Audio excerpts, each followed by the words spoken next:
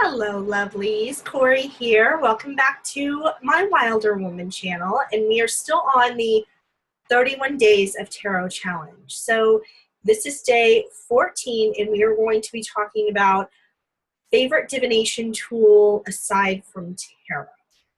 Now, I've been using tarot the longest. I have been reading tarot since 2000. I probably dated myself there, but that's all right. All right. I've been using it for a while, and I've been working with it for a while, and I still find that the tarot surprises me. And it's why I continue to go back and continuously use it and work on my tarot skills and work on my tarot reading and purchase books about it, etc. But I do have a divination tool that I prefer actually over the tarot. This is my all-time favorite divination tool, and if you know me, if you follow me on Instagram, or if you have worked with me as a client before, or you have been on my channel for any length of time, you'll know that it's the pendulum. Now, this happens to be a pendulum that I made. I actually also custom make pendulums. I make pendulums and sell them in my Etsy shop. They are a large component of my spiritual business. At least they have been in the past 5 years. I mean, since I started working with pendulums, I have been creating them for clients, doing readings. And this past year, I launched my very first online course, which is a 6-week course in working with pendulums. It's called the Pendulum Practitioner Course. And this course takes you through reading with pendulums, including doing past life readings, readings with your spirit guides. If you don't know any of your spirit guides, one of the lessons is introducing you to one of your guides by using a pendulum. Okay, and then there's also several other components of it. I don't want to make this video all about that course, so we'll be moving on here for a second. But part of the reason why pendulums are my favorite divination tool, and as I had mentioned, I've been using them for over 6 years now. We have just passed the 6-year anniversary of me taking my first pendulum course. And this tool, the versatility, the adaptability, the way that it helps folks tap into their intuitive abilities, it's just uncomparable, in my opinion. I'm sure several other folks have different ideas on what their favorite tools are, and that's amazing, you know. And I've run the gambit. So I've done mirror scrying, I've done water scrying, I've done flame scrying, pyromancy. I have worked with, obviously, tarot and oracle decks. I am a rune reader as well. I read the Elder Shirk rune, and I also have a little bit of experience working with the witches' runes. I've also done crystal divination, and I've done moon scrying, which is a little bit different.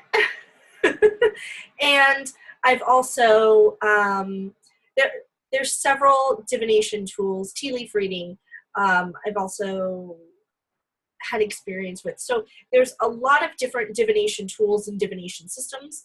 The only ones that I haven't really worked with myself that I would like to would be the I Ching and the Celtic Ogham. But I've been exposed to a lot of different systems, and I keep coming back to the pendulum. And I feel the reason for that is because the pendulum isn't really just a tool for divination. This is a tool that connects with and moves energy. Okay? It's an energy conduit, is probably the easiest way that I could describe it. It interacts with and moves and directs energy. And as a witch, you know, that's what I do. I move energy and direct it to where I want it to go. So naturally, this is a tool that would be right up my alley anyway. But what I love about it is that it provides me a direct link to my spirit guides. I'm not having to interpret images. I'm not having to decipher anything. I'm directly channeling messages from my guides. And one of my strongest clairs, one of my strongest intuitive abilities is clairaudience. What this means is I hear messages from spirit directly as if someone were standing next to me and actually saying, having a conversation with me, speaking the message. And so that's how I've always been able to interact with spirit. It happens to be my strongest clair. Now, I'm always of the mind that anybody can develop any intuitive ability, okay? It's something that we exercise. Now, there are a few intuitive abilities that we have kind of a natural lean to, that come a little bit more easily for us than others. This would be akin to having a more of a math inclination than language arts, for example. So, but that doesn't mean that somebody can't develop that language art skill as high up as their skill in math. It's just that maybe they have a natural inclination towards mathematics. So this would be that. I have a more natural inclination towards clairaudience and can channel and hear messages as clear as a bell. It's just something that has come more easily for me than the other clairs. Clairvoyance, inner seeing, and that's what the clair means, inner. So we have claircognizance, inner knowing, clairvoyance, inner seeing, clairaudience, inner hearing. And so aside from just being able to decipher messages as you would with any other divination system, to me, this provides a direct link to either my higher self or to my spirit guides if I actually say, you know, I want to communicate with so-and-so today. And in fact, I do have different pendulums that are dedicated to certain spirit guides.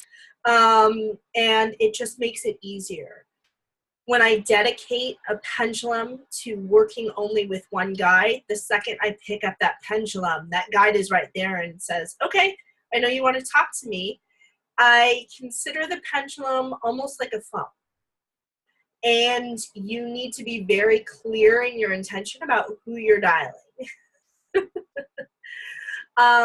If not, when you dedicate a pendulum to only working with your higher self or your guides, if you don't specify a guide, it should automatically connect you to your higher self. So pendulums are such a passion of mine that I teach about them. And it's a wonderful, amazing, and versatile tool. And if you haven't worked with one yet, I highly recommend that you do.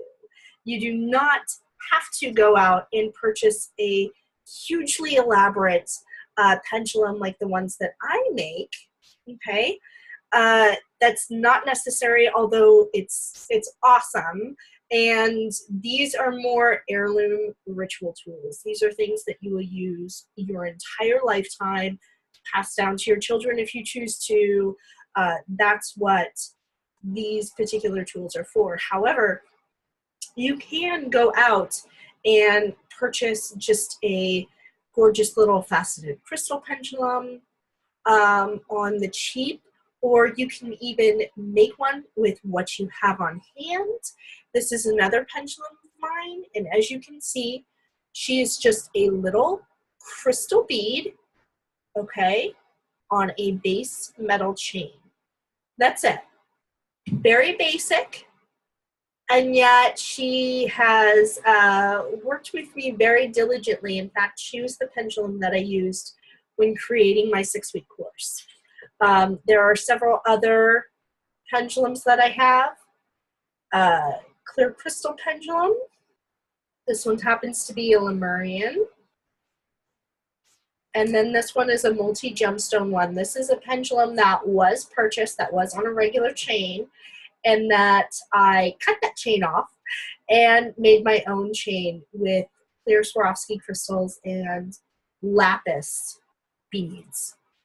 So you can make a pendulum, you can purchase one, you can order a custom pendulum from me. You can even tie a stack of buttons to a string and use that as a pendulum if you choose. You can even use a much beloved pendant. When I'm in a pinch and I don't have a pendulum with me, which I'll be honest is kind of rare because I almost always have one in my pocket.